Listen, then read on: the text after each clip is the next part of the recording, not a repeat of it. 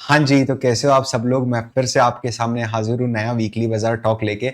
Last week share market में, stock market में एक बॉम्ब फूटा है, ठीक है। And last Tuesday IndusInd bank का मैनेजमेंट 10th ऑफ मार्च को दुनिया के सामने आया।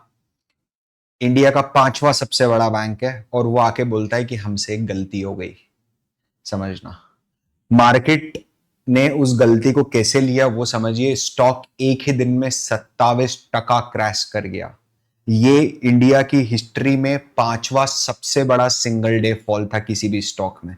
अगर आप देखेंगे, सबसे बड़ा सिंगल डे फॉल सत्यम में आया था 80%, यूनिटेक में आया था क्लोज टू 54-55%, उसके बाद सुजलॉन में आया, जेट एयरवेज में आया, यस बैंक में आया और उसके बाद इंडसइंड बैंक में आया। This is the fifth sixth largest single day fall in any stock.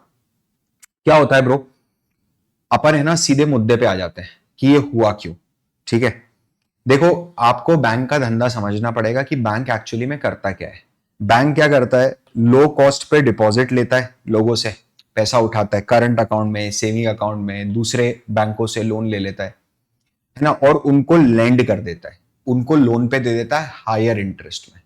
Low interest पे डिपॉजिट आएगा, हाई इंटरेस्ट पे लोन जाएगा, तो बीच में मैं मार्जिन कुछ पैसा कमा लेता हूं। मतलब आपको ये समझना पड़ेगा, क्या ये लिवरेज लिवरेज वाला बिजनेस है? मतलब मैं जो पैसा उधार पे दे रहा हूं वो पैसा भी मेरा नहीं है, मैंने किसी और से उधार पे लेके आपको दिया है। It is one of the most riskiest business in the world अगर आप इसको ढंग से मैनेज ना करो। इसीलिए बैंक्स के अंदर सबसे क्रिटिकल कोई कंपोनेंट होता है, वो होता है risk management, that how you are managing the risk, that is most important.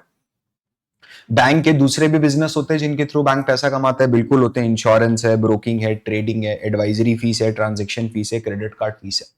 ठीक है, अब आपको समझना पड़ेगा कि बैंक है ना, इन सब चीजों के अलावा अभी अपन सिर्फ फाउंडेशन बना रहे हैं कि बैंक लोन लेता देता तो है, इसके अलावा क्रेडिट कार्ड, इंश्योरेंस, एडवाइजरी वगैरह भी करता है। इसके अलावा बैंक ट्रेडिंग भी करता है। मतलब मेरे पास जो एडिशनल पैसा पड़ा है एज अ बैंक, है ना, एंड मैं अगर उसको किसी को दे नहीं पा रहा हूं अभी लोन पे, तो मैं क्या करूंगा, मैं उस पैसे को बाजार में ट्रेडिंग कर लूंगा। मैं मेरी खुद की एक ट्रेडिंग डेस्क, एक प्रोप्राइटरी डेस्क, प्रोप्राइटरी मतलब meant for me only.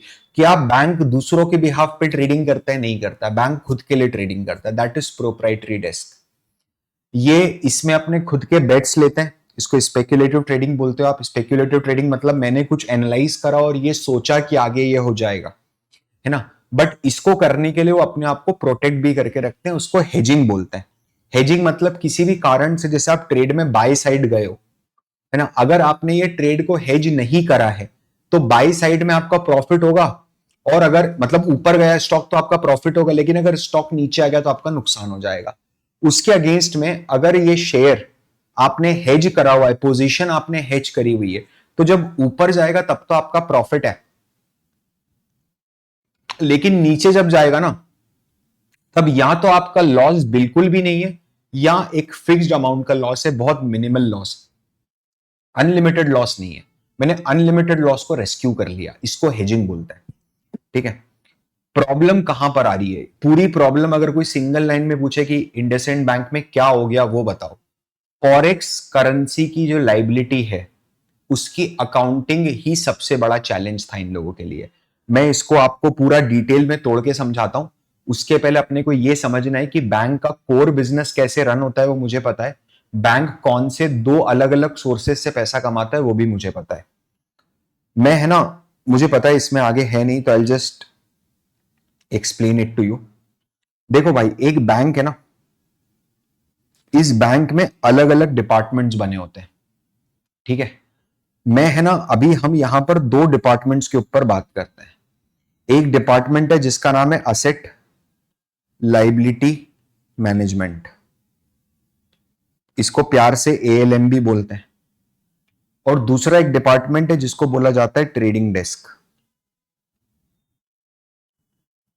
2 minute जरा ध्यान से समझना। असेट लाइबिलिटी मैनेजमेंट का काम क्या होता है पता है? जैसे मैंने किसी से डिपॉजिट लिया, इसने 100 रुपए का डिपॉजिट किया, 100 करोड़ का डिपॉजिट किया है, 3 मंथ का डिपॉजिट किया है। ठीक है, मैंने क्या करा, ये 100 करोड़ रुपए मेरे पास आए, एक व्यक्ति आया मेरे से होम लोन लेने, मैंने उसको होम लोन दे दिया 20 ईयर्स का। यहां पर क्या असेट लाइबिलिटी का मिसमैनेजमेंट हो गया है, क्योंकि आपने 3 महीने के डिपॉजिट पैसे को 20 साल के लिए किसी को लोन पे दे दिया है। 3 महीने बाद जब ये आदमी आके मेरे से 100 करोड़ मांगेगा तो मैं कहां से दूंगा? ये जो काम होता है ये असेट लाइबिलिटी मैनेजमेंट की माथाफोड़ी का काम होता है पूरा का पूरा, है ना? कि मैं जब मेरा डिपॉजिटर आके दरवाजे पे खड़ा हो जाए तो मैं उसको पैसा वापस कर दूं।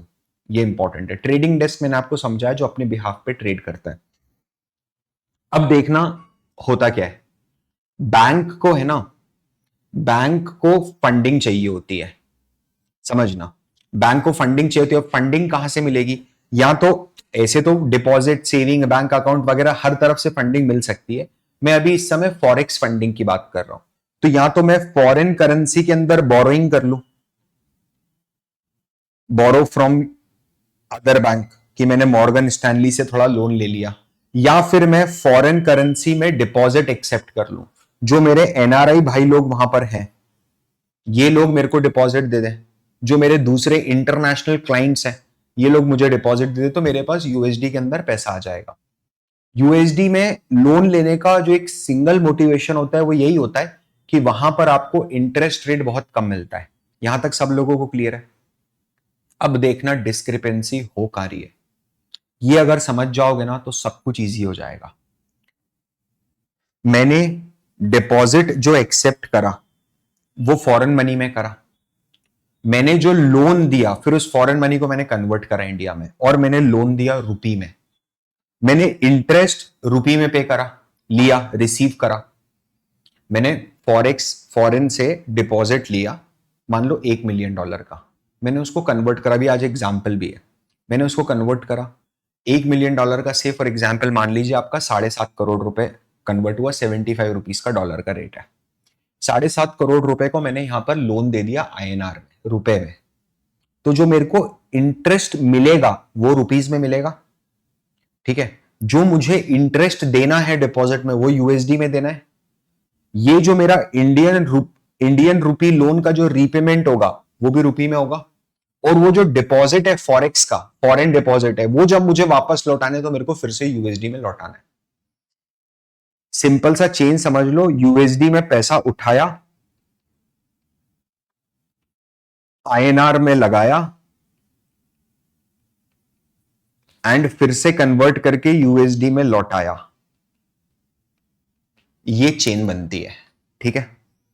इसको एग्जाम्पल के साथ समझेंगे। मान लीजिए बैंक के पास किसी ने 1,000 करोड़ रुपए उनकी आबू धाबी, सॉरी $1,000 उनकी आबू धाबी ब्रांच में डिपॉजिट करे।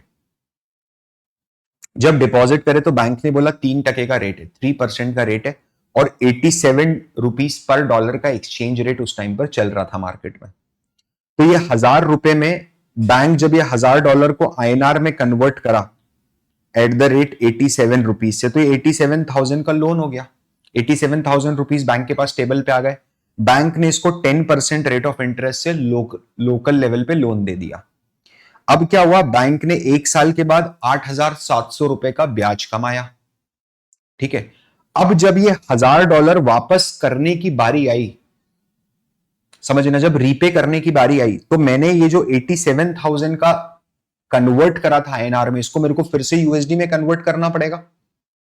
मैंने जब यूएसडी में कन्वर्ट किया तब देखा कि एक्सचेंज रेट जो है वो तो 90 हो चुका है।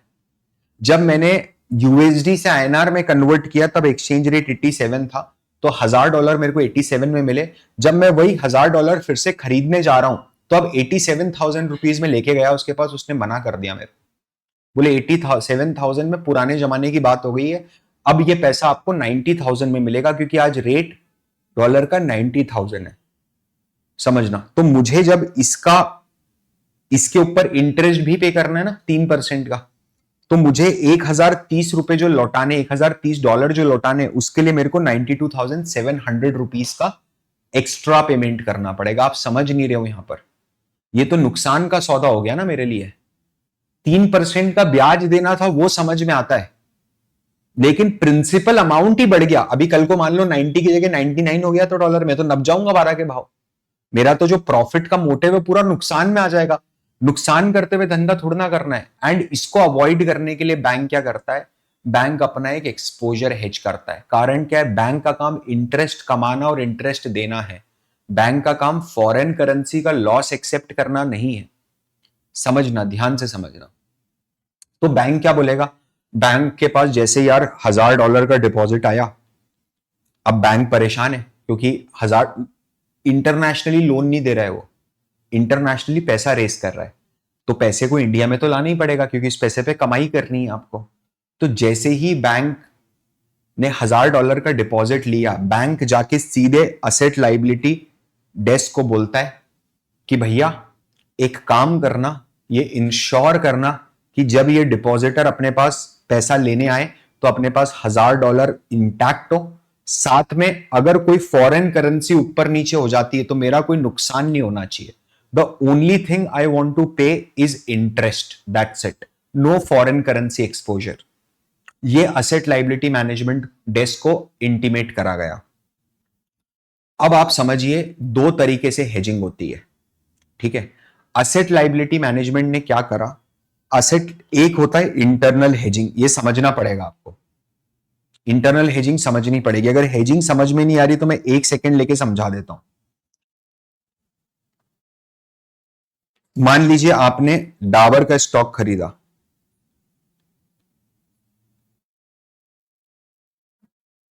आपने बाय करा है ₹500 में एक सिंगल स्टॉक। अब आपके साथ प्रॉब्लम क्या है पता है, 500 के ऊपर चले जाए तो बल्ले बल्ले, 500 के अगर नीचे आ गया ना तो गेम खराब हो जाएगा, ठीक है। 500 के ऊपर चले जाए तो बल्ले बल्ले, 500 के नीचे आ गया तो गेम खराब हो जाएगा। अब क्या करना है ब्रो,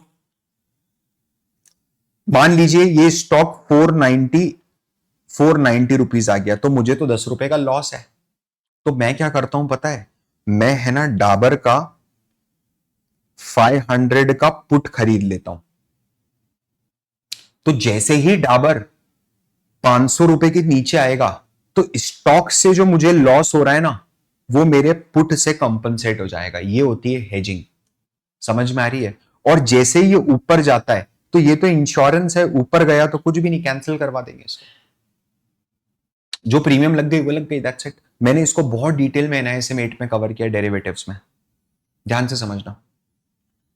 अब क्या होता है, असेट लाइबिलिटी मैनेजमेंट डेस्क क्या करती है पता है, वो ट्रेडिंग डेस्क को कांटेक्ट करती है और बोलती है यार एक हेजिंग करनी है, करोगे क्या। ट्रेडिंग डेस्क बोलती है जरा थोड़ा समझाएगा कैसे हेजिंग होगी। तो बोले बहुत सिंपल है, अपन क्या करेंगे, अपन एक स्वैप अग्रीमेंट एक दूसरे के साथ करेंगे। स्वैप का क्या मतलब होता है पता है, स्वैप का मतलब ये होता है कि मैंने आपको कुछ दिया, उसके अगेंस्ट में आपने मुझे कुछ दिया। क्या देना क्या लेना है और कब देना कब लेना है ये आज ही फिक्स हो जाएगा। देखो ALM डेस्क की क्यों फट रही है, ALM डेस्क की इसलिए फट रही है क्योंकि उसको उसके पास डॉलर का एक्सपोजर है ना, वो डॉलर से दूर भागना चाहता है। तो मैंने क्या बोला, मैंने ट्रेडिंग डेस्क वाले को बुलाया, मैंने देख अपन, मैं तेरे साथ एक अग्रीमेंट करता हूं, इसको ध्यान से समझना, स्वैप क्या होता है देखना। मैं तेरे साथ एक अग्रीमेंट करता हूं। बोले क्या अग्रीमेंट कर रहा है, समझा जरा मेरे को। तो बोले मैं तेरे को आज $1000 दूंगा। मैंने बोला ठीक है, मैं तुझे $1000 दूंगा आज, तू मुझे 87,000 रुपीज देगा आज, ठीक है। आज से 2 साल 3 साल के बाद, आज से 2 साल 3 साल के बाद जब मेच्योरिटी होगी ना तो ये ALM डेस्क बोल रही है मैं तुझे 87,000 रुपीज वापस कर दूंगा और तू मुझे $1000 वापस कर देना। अब मेच्योरिटी पे कुछ भी रेट रहे क्या फर्क पड़ता है, ALM के पास क्या $1000 पूरे मिल जाएंगे, मिल जाएंगे, उस पर इंटरेस्ट देके वो आगे बढ़ जाएगा। प्रॉब्लम क्या होती है अगर आप देखोगे तो यहां पर नुकसान कौन उठाएगा, ट्रेडिंग डेस्क उठाएगी। अगर होता है तो नुकसान तो ट्रेडिंग डेस्क उठाती है। व्यू क्या है, अगर ट्रेडिंग डेस्क को लगता है कि नहीं डॉलर गिरेगा नहीं या डॉलर बढ़ेगा नहीं तो ट्रेडिंग डेस्क इसके अंदर इंटर मार जाती है। ये जो स्वैप अग्रीमेंट्स होते हैं ना, अग्रीमेंट होते हैं, ये दो पार्टीज के बीच का अग्रीमेंट होता है, इसलिए ये एक्सचेंज पे ट्रेडेड नहीं होते। मुझे कोई ऐसी पार्टी ढूंढनी पड़ेगी जो मुझसे डॉलर लेने के लिए तैयार हो और मुझे INR में पेमेंट करने के लिए तैयार हो, उसको करेंसी स्वैप बोला जाता है। समझ में आ रही है बात? तो एएलएम डेस्क ने क्या करा, ट्रेडिंग डेस्क से बोला है तो इंटरनल मैटर है, आपको समझना पड़ेगा। एक ही बैंक के दो अलग अलग डिपार्टमेंट एक दूसरे के साथ एक अग्रीमेंट कर रहे हैं, जिसके कारण एएलएम वाले को ऐसा लग रहा है कि मेरी लायबिलिटी रुकी हुई है, कोई प्रॉब्लम नहीं है। इसको इंटरनल हेजिंग बोला जाता है। ये हो मिनिमल कॉस्ट पे रहा है, लेकिन आपको समझना पड़ेगा कि बैंक फिर भी एक्सपोज्ड है। अपन इसको डिस्कस करते हैं आगे। एक्सटर्नल हेज क्या होता है? एएलएम वाले ने, एएलएम डेस्क ने फिर से बोला कि यार मेरे को $1000 है ना वो देने किसी को स्वैप में। ट्रेडिंग वाले को लगा कि नहीं नहीं भाई, ये सब नहीं, समझ रहे हो, मैं इसमें पछड़े में नहीं पड़ूंगा, लेकिन मैं ट्रेडिंग डेस्क को तो मेरी बहुत सारे बैंक से पहचान है, मैं ढूंढता हूं कोई दूसरा बैंक अगर ये एग्रीमेंट करने को तैयार है तो उन्होंने क्या करा, एक दूसरे इंटरनेशनल बैंक के साथ स्वैप अग्रीमेंट करा। लेकिन इसको मैं एक्सटर्नल हेज बोलता हूं क्योंकि ये थर्ड पार्टी के साथ अग्रीमेंट करा है। इसको मैं इंटरनल हेज बोलता हूं क्योंकि ये इंटरनल पार्टी के साथ, मेरी पार्टी के साथ एग्रीमेंट करा है, बैंक के डिपार्टमेंट के साथ एग्रीमेंट करा है। दो चीजें समझो, इंटरनल हेज जो होता है वो कॉस्ट पे ही रहेगा, मतलब 87 रुपी पर डॉलर का जब रेट था तब ये हेज में इंटर हुआ ना, आज ही ये फिक्स्ड हो जाएगा कि इस हेज की वैल्यू क्या है। सर ये कैसे कैलकुलेट होता है? स्वैप का वैल्यूएशन डीसीएफ से के थ्रू कैलकुलेट होता है। कैश फ्लोस को प्रेजेंट वैल्यू पे डिस्काउंट करते हैं, तभी स्वैप का वैल्यूएशन होता है। ध्यान से समझिए, एक बार ये कॉस्ट पे आ गया कि यार इस स्वैप की से फॉर एग्जांपल वैल्यू इज 20,000, से फॉर एग्जांपल, तो अब दुनिया जहान में डॉलर का रेट कितना भी ऊपर नीचे हो जाए, मैं इस 20,000 को हिलाऊंगा नहीं, ये हमेशा कॉस्ट पे रहेगा। यही प्रॉब्लम थी इंटरनल हेज में। और एक्सटर्नल हेज में क्या होता है पता है? एक्सटर्नल हेज में जैसे ही इंटरेस्ट रेट अप या डाउन होगा, आज सुबह मान लो मैंने एक्सटर्नल हेज लिया है, ठीक है, एक इंटरनेशनल बैंक गोल्डमैन के साथ मैंने हेज कॉन्ट्रैक्ट लिया है स्वैप का, और आज ही अगर एक्सचेंज मेरे अनफेवर में चला गया तो जो थोड़ा सा लॉस हो रहा है ना, वो मेरे को आज ही बुक करना पड़ेगा। ये एक्सटर्नल, जब तुम थर्ड पार्टी के साथ हो तो लॉस रियल टाइम बेसिस पे बुक करो। जब तुम इंटरनल हेज कर रहे हो तो कॉस्ट पे रखो, लॉस बुक नहीं होगा। 2024 में आरबीआई एक सर्कुलर के साथ आया। आरबीआई ने बोला कि 1 अप्रैल 2024 से इंटरनल हेजिंग करो बंद। अब सब कुछ आपको थर्ड पार्टी से करना है। मतलब अब अगर हेजिंग करते करते जो हेजिंग की कॉस्ट का लॉस है वो अगर हो गया, ठीक है, वो अगर हो गया तो आपको इमीडिएटली लॉस बुक करना है, आप कॉस्ट पे लेके बैठे नहीं रह सकते। अच्छा, इंडसइंड बैंक ने देखोगे ना, तो इंडसइंड ने पिछले 7-8 सालों में जबरदस्त इंटरनल हेजिंग करी है। कारण क्या था? उनके जो एक्सपोजर्स थे, जैसे येन का एक्सपोजर था 3 to 5 years का, या डॉलर का एक्सपोजर था 8 to 10 years का। तो मैंने क्या बोला था आपको, स्वैप एक ऐसा अग्रीमेंट होता है जिसमें दोनों पार्टीज को अग्री करना पड़ता है कि मुझे डॉलर की जरूरत है, आपको आईएनआर की जरूरत है। वैसा कोई मिलना चाहिए ना, वो मिला नहीं तो इन्होंने क्या करा, धड़ाधड़ सारी हेजिंग इंटरनली करते गए कि अपनी घर की तो ट्रेडिंग डेस्क के करे जाओ। अब क्या हुआ, ये आरबीआई का रूल आया कि इंटरनल हेजिंग जो पहले रिकॉर्ड होती थी कॉस्ट पे और लॉसेस रिकॉर्ड होते नहीं थे, तो अब इसके बाद इंटरनल को भी एक्सटर्नल जैसा रिकॉर्ड करना पड़ेगा, मार्क टू मार्केट करना पड़ेगा। मतलब आज का लॉस आज ही बुक करो, ठीक है। अब यहां पर प्रॉब्लम आती है, हुआ क्या, पिछले एक साल में 2024 से लेकर 1 अप्रैल 2024 से लेकर के अभी तक, इन लास्ट 11 मंथ्स इन्होंने इंटरनल हेजिंग कंटिन्यू रखी। समझना, इन सब लोगों ने इंटरनल हेजिंग करते रहे और इन्होंने लॉस बुक नहीं करा। हुआ क्या, ऑडिटर ने भी इसको मिस कर दिया। क्या ऑडिटर ने भी मिस कर दिया? ठीक है, ऑडिटर को साइड में रखो। बैंक क्या कर रही थी, आरबीआई जो माई बाप है आपका, आपको बोल रहा है कि बंद करो। ठीक है, आप क्या कर रहे हो? अप्रैल से लेकर के 9-10 महीने 11 महीने हो गए, what exactly are you doing? October में सडनली मैनेजमेंट को रियलाइज हुआ, मैनेजमेंट को सडनली अक्टूबर में रियलाइज हुआ कि यार प्रॉब्लम है कुछ हमारे इंटरनल डील्स में, फॉरेक्स करेंसी लाइबिलिटीज के अंदर हम लोगों को कुछ अकाउंटिंग के गैप मिले हैं। जो मेरी इंटरनल डेस्क है वो हेज अकाउंटिंग फॉलो करती है, बट एक्सटर्नल डेस्क जो है वो एमटीएम फॉलो करती है। और हम लोगों को ये जो अनोमली मिली है, अनोमली मतलब ये जो गड़बड़ मिली है, अक्टूबर में हमने असेसमेंट किया था वो उसमें मिली है। प्रॉब्लम क्या हो रही है पता है? ये डॉट्स है ना, कनेक्ट नहीं हो पा रहे। सुमंत काटपलिया जी जो एमडी सीईओ है, he is a very veteran banker, 35 years का बैंकिंग एक्सपीरियंस है उनको। वो अगर ऐसी बात कर रहे हैं ना तो बात जम नहीं रही है।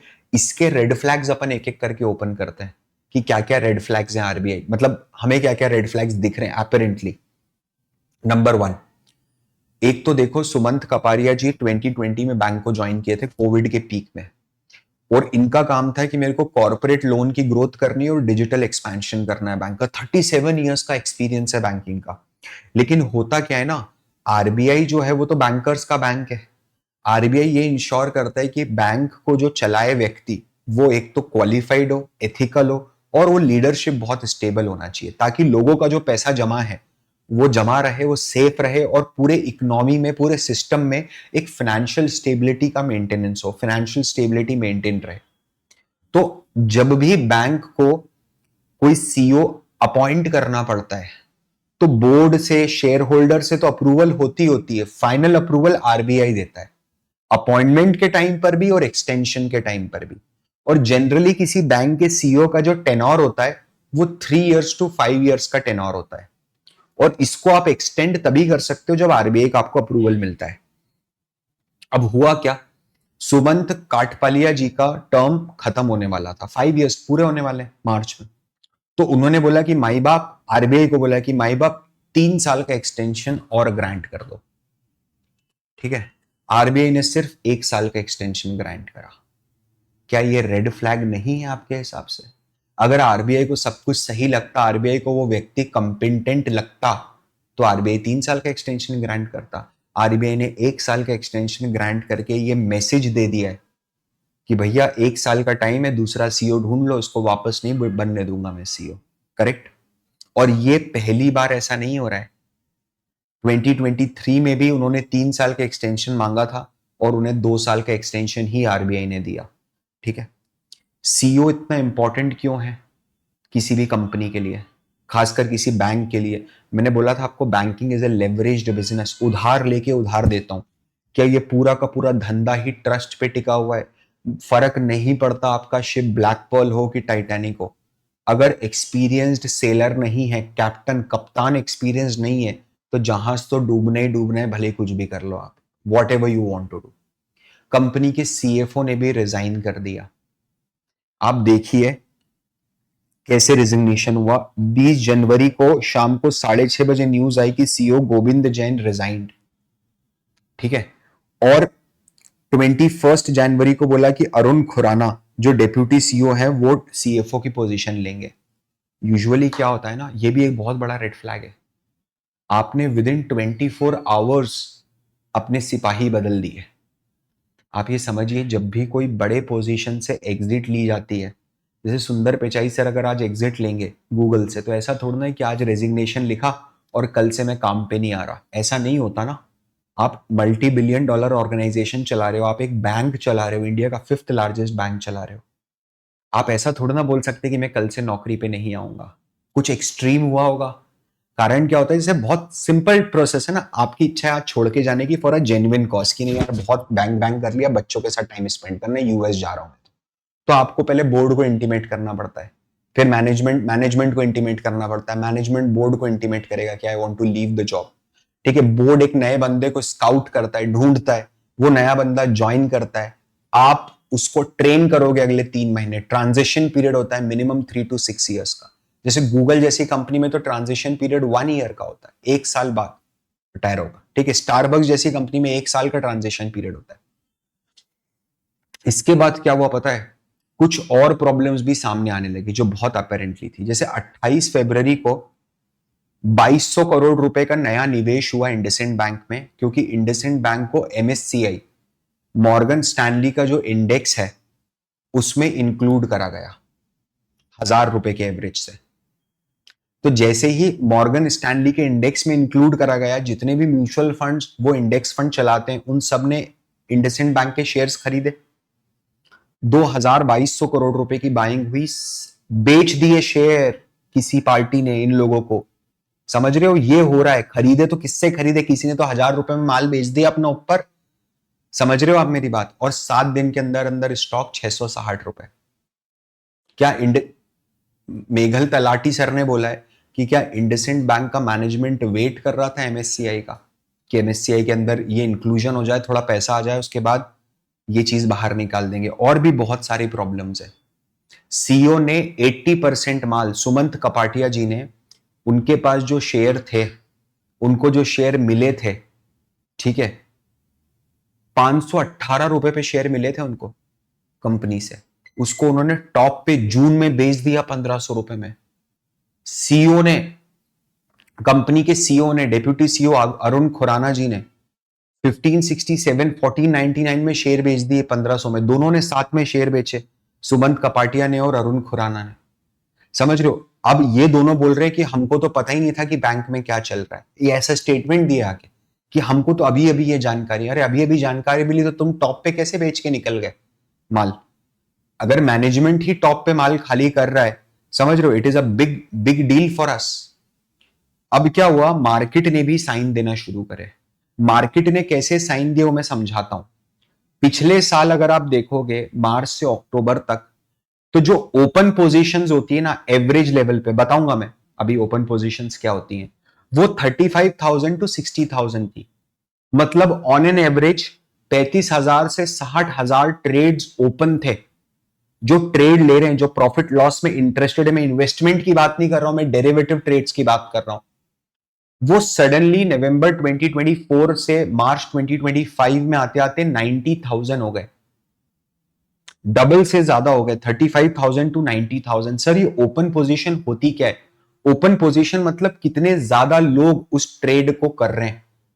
अगर मान लो नंबर ऑफ पीपल बढ़ रहे हैं, ओपन पोजीशन बढ़ रही है, लेकिन प्राइस नीचे गिर रहा है, तो इसका मतलब क्या है पता है? People are creating shorts. वो ज्यादा से ज्यादा लोग घुस रहे हैं और माल बेच रहे हैं, तभी तो प्राइस नीचे जा रहा है। ओपन पोजीशन बढ़ रही है और स्टॉक प्राइस भी बढ़ रहा है, इसका मतलब नए लोग ट्रेड में इंटर कर रहे हैं और खरीदते जा रहे हैं, तभी तो प्राइस बढ़ रहा है। ओपन पोजीशन कम हो रही है, लोग एग्जिट कर रहे हैं ट्रेड से और स्टॉक प्राइस बढ़ते जा रहा है, इसका मतलब जो पहले शॉर्ट करा था अब वो अनवाइंड हो रहा है, अब उसको बाय कर रहे हैं और पोजीशन अपनी खत्म करते जा रहे हैं। और अगर पोजीशन कम हो रही है और स्टॉक प्राइस भी गिर रहा है, इसका मतलब यह है कि लॉन्ग अनवाइंडिंग चल रही है। पहले जो मैंने बाय करा था और मैं इंटर करा था ट्रेड में, अब मैं उसको बेच रहा हूं, ठीक है, और मैं एग्जिट कर रहा हूं ट्रेड से। तो बेचोगे तो प्राइस नीचे जाता है, बॉटम आउट होने वाला है। बात समझ में आ रही है? ये सारे के सारे सिग्नल्स मार्केट ने दिए थे आपको पहले से। देखो मुद्दा बहुत छोटा है, 2.35% ऑफ नेटवर्थ इंपैक्ट होना चाहिए थी। आइडली 2000 करोड़ की नेटवर्थ इंपैक्ट होना चाहिए थी, ठीक है। मार्केट ने कितने का चूना लगा दिया? 18,000 करोड़ का। 18,000 करोड़ मार्केट को लग गया चूना, ठीक है। दूसरी चीज, सिर्फ अगर आप म्यूचुअल फंड्स को भी देखते हो तो म्यूचुअल फंड्स ने भी 7,000 8,000 करोड़ का इंपैक्ट लिया है। डिस्क्रिपेंसी ना किसी इंटरनल ऑडिटर ने फाइंड करी, ना किसी कंपनी ऑडिटर ने फाइंड करी। सीईओ को एक्सटेंशन नहीं मिला, सीएफओ ने रिजाइन कर दिया। सीईओ सीएफओ दोनों ने टॉप पे माल बेच दिया, ठीक है। मार्केट में open interest position bearish signal दे रही थी। ये सारे फैक्टर्स को इंक्लूड करके अगर आप देखते हो तो क्लियर कट लगता है कि ये तो दूसरा यस बैंक बनने की तैयारी में तो नहीं है कहीं। समझना, I am not giving you any kind of recommendation over here, समझना। But you need to understand, मैं जब मेरी इक्विटी रिसर्च कोहर्ट में भी बात करता हूं, जिक्र करता हूं, तो मैं हमेशा ये चीज बोलता हूं कि यार I personally don't invest in banking stocks. उसका रीजन क्या है? इसमें अगर कुछ भी होता है ना, तो सबसे पहले चीथड़े चीथड़े इसी के उड़ने हैं, बैंकिंग के। जरा सी एक खबर आ गई और वो 18,000, एक दिन में 30% ठुक गया स्टॉक। समझ रहे हो आप? अभी अगर आप देखोगे करंट सिनेरियो, सर क्या इंडसइंड बैंक पूरी तरीके से बर्बाद हो जाएगी, बैंक ऑन रन की सिचुएशन बनेगी? ऐसा तो होते हुए नहीं दिख रहा है कहीं पर भी। समझ रहे हो? इस तरह का कहीं पर भी कुछ भी होते हुए नहीं दिख रहा है। अभी बैंक के पास काफी सारा इन्वेस्टमेंट है कुशन करने के लिए।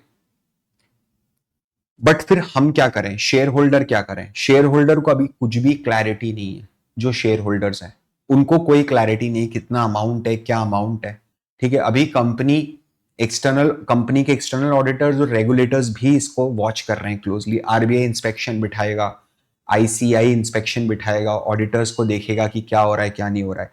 मुझे क्या करना चाहिए एज अ स्टूडेंट? दो learning. Number one, Warren Buffett sir बोलते हैं कि अगर आपको किचन में एक कॉकरोच दिखता है तो that is not a single का कॉकरोच, वो पूरी परिवार के साथ आया। इसका मतलब यह है कि अगर एक रेड फ्लैग अपने को दिखता है, समझना, एक अगर रेड फ्लैग अपने को दिखता है तो एक रेड फ्लैग नहीं है, और बाकी भी बहुत सारे छोटे छोटे रेड फ्लैग्स हैं जो अभी हमें दिख नहीं रहे, बट समय आने के साथ साथ शायद ये दिखने लग जाएंगे। और दूसरा, ये मैंने अडानी के टाइम पर भी बोला था, चाकू गिर रहा है ना, उसको गिरने दो। समझ रहे हो आप? अगर गिरता चाकू हाथ में लोगे तो हाथ काट के नीचे गिरेगा। समझ में आ रही है बात? क्लियर है? आप है ना, ईगल बनो, वल्चर नहीं बनना है अपने को। ईगल क्या करता है पता है? ऊपर आसमान में मंडराता रहता है और अपॉर्चुनिटी देखता है। जब उसे एक ऑप्ट शिकार मिलता है तब वो नीचे जाके झपट्टा मार देता है उसके ऊपर। मतलब wait for the right opportunity, do the proper, wait for the right opportunity, patience is very important. Eagle तब तक नीचे नहीं आएगा जब तक उसको स्पॉट नहीं हो जाता उसका शिकार, और अपॉर्चुनिटी स्पॉट नहीं होती कि मैं कहां जाके पकड़ूंगा इसको। अगर आप इस समय ऐसे गिरते चाकू को हाथ लगाते हो तो आप वल्चर्स की कैटेगरी में आ जाते हो, गिद्ध जो बचा कुचा माल खाता है। अभी कोई बोलता है फोन लगा के कि सर इंडसइंड बैंक को शॉर्ट कर दूं क्या?